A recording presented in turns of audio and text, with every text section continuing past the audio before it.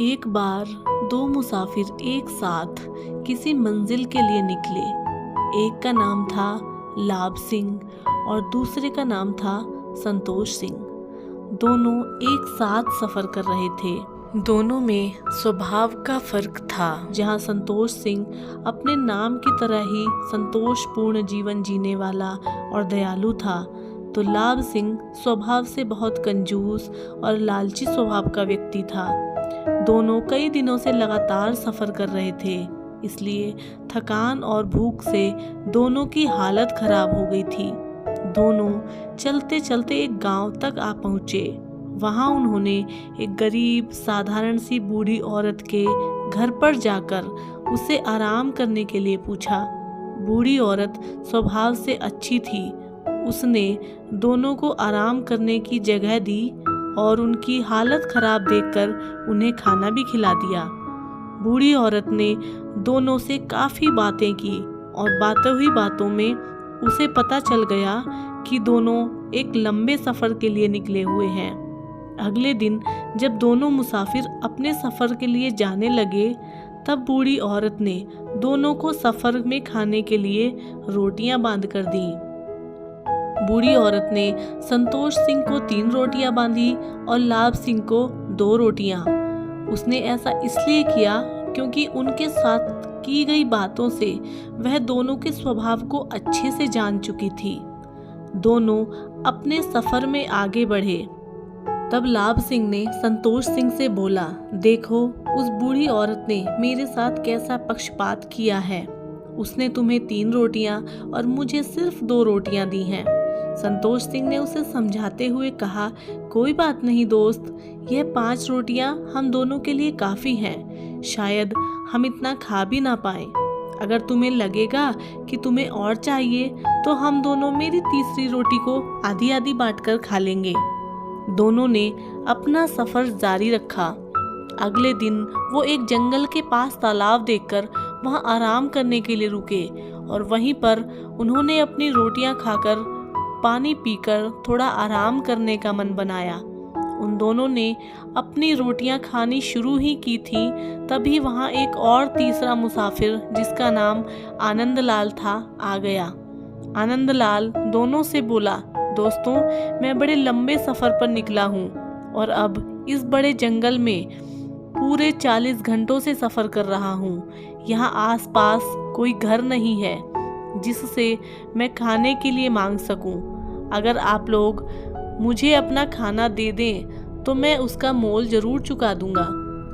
लाभ सिंह तो चुप था, लेकिन संतोष सिंह उससे बोला, कोई बात नहीं, आओ तुम भी हमारे साथ खा लो। हमारे पास कुल 5 रोटियां हैं और इन 5 रोटियों में हम तीनों का पेट अच्छे से भर जाएगा। संतोष सिंह ने कहा ही था कि आनंदलाल तुरंत उनके साथ रोटियां खाने के लिए बैठ गया। संतोष सिंह ने सभी रोटियों को तोड़कर 3 हिस्से किए। इस तरह सभी 5 रोटियों के 15 हिस्से हो गए और सभी ने 5-5 बांट कर खा ली। जाते समय आनंदलाल ने दोनों का खूब धन्यवाद किया और 5 रुपए संतोष सिंह के हाथों में रखकर चला गया। आनंदलाल के जाने के बाद संतोष सिंह ने उन 5 रुपए में से 3 रुपए खुद रखे और 2 रुपए लाभ सिंह को दिए। लाभ सिंह फिर नाराज हो गया। उसने कहा, आनंदलाल ने यह पैसे उसकी मदद करने के लिए दिए थे, ना कि इसलिए कि हमने उसको रोटियां बेची थी। लाभ सिंह संतोष सिंह को बुरा भला कहने लगा। संतोष सिंह को पैसों से ज्यादा फर्क नहीं पड़ता, लेकिन लाभ सिंह की बातें सुनकर उसे भी गुस्सा आ गया। दोनों ने तय किया कि पास वाले गांव में किसी समझदार आदमी से इसका फैसला करवाया जाए। दोनों नजदीक के गांव पहुंचे। वहां पर गांव के सबसे समझदार आदमी के बारे में पूछने पर सभी ने वहां के सरपंच का नाम लिया। दोनों सरपंच के पास पहुंच गए।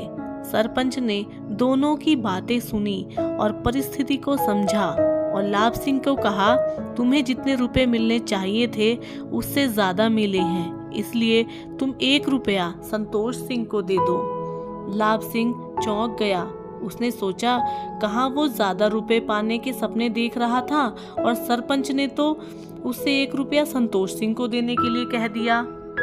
उसने जब ऐसा करने का कारण पूछा तो सरपंच ने समझाते हुए कहा, देखो संतोष सिंह के पास 3 रोटियां थीं जिसके 9 टुकड़े किए गए और तुम्हारे पास 2 रोटियां थीं जिसके 6 टुकड़े किए गए।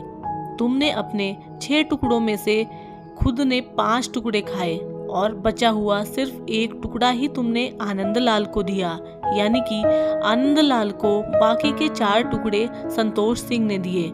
अगर हम 1 टुकड़े के लिए 1 रुपया पकड़ें तो तुमने सिर्फ 1 रुपया मिलना चाहिए, इसलिए तुम संतोष सिंह को 1 रुपया दे दो। अगर तुम रोटी बेचकर पैसा कमाते तब भी तुम्हें 1 रुपया मिलना चाहिए था, और अगर तुम्हें मदद करके पैसे मिले हैं तब भी तुम्हारी मदद संतोष सिंह की मदद से कम है, इसलिए दोनों ही सूरतों में तुम्हें सिर्फ 1 रुपया ही मिल पाएगा। लाभ सिंह को सरपंच की बात माननी पड़ी। सरपंच की समझदारी और सूझबूझ देखकर उसके गांव वाले और संतोष सिंह ने उसकी खूब वाहवाही की। लाभ सिंह को अपने लालच की कीमत चुकानी पड़ी। दोस्तों, इस छोटी सी कहानी से हमें कई सबक मिलते हैं। पहला सबक, हमें जितना मिलता है उसी में संतोष करना चाहिए। दूसरा सबक, लालच का नतीजा हमेशा ही बुरा होता है।